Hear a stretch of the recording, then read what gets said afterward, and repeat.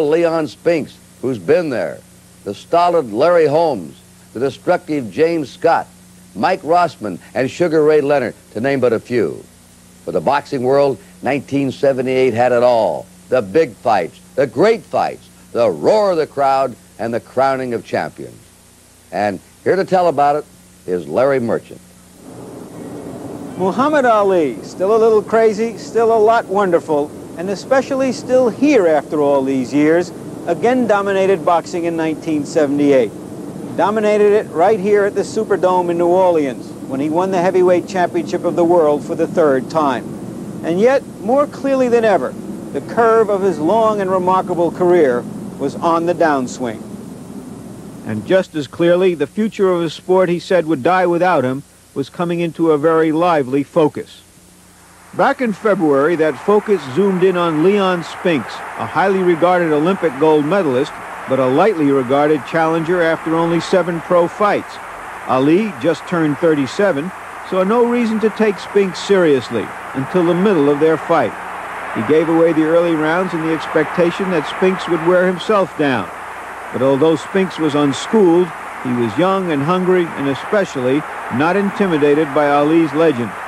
At the end, Spinks had enough left to out-rally a worn-down Ali. It was the biggest upset since the young Ali, as Cassius Clay beat Sonny Liston.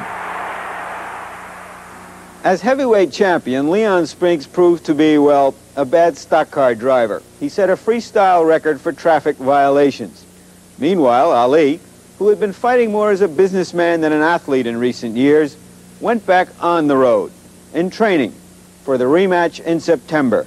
The rematch drew 70,000 fans to the Superdome and more than 70 million viewers to television and generated $10 million. And this time Ali did to Spinks what he was supposed to do the first time, toying with the crew champion.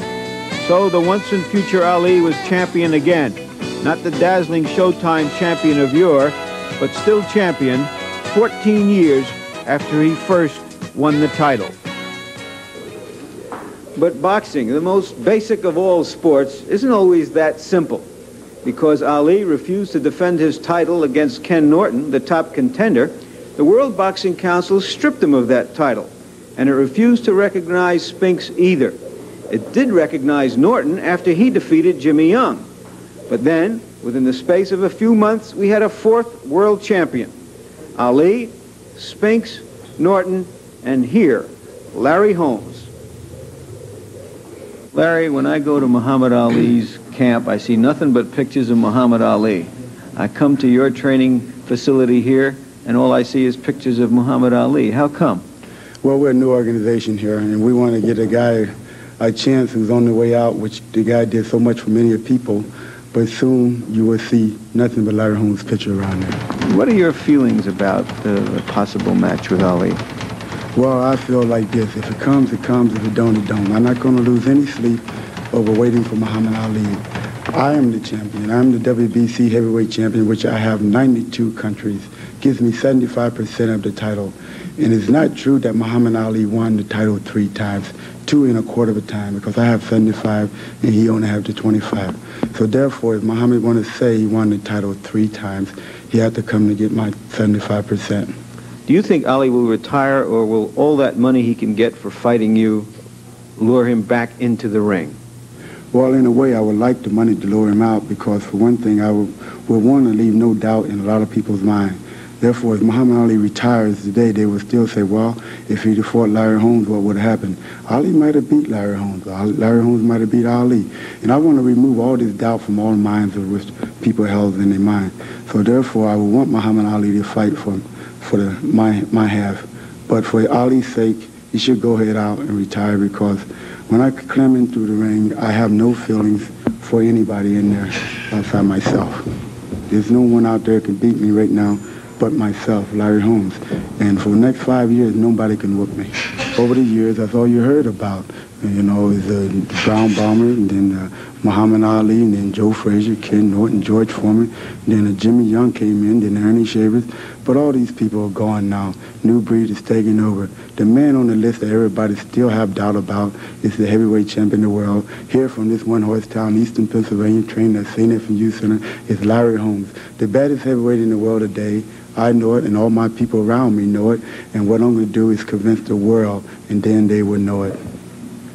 Larry Holmes' last TV appearance drew less than half of what Ali's did.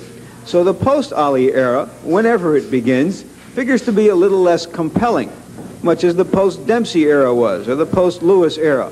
But there are some exciting young fighters to get excited about.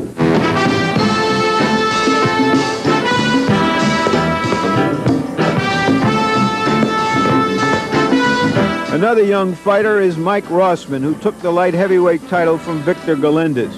The orphan division of boxing is loaded with good fighters.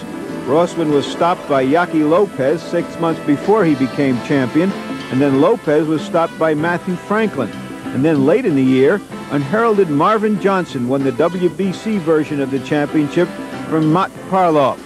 Early in '79, Rossman and Galindez will meet in a rematch, and Johnson will defend against Franklin.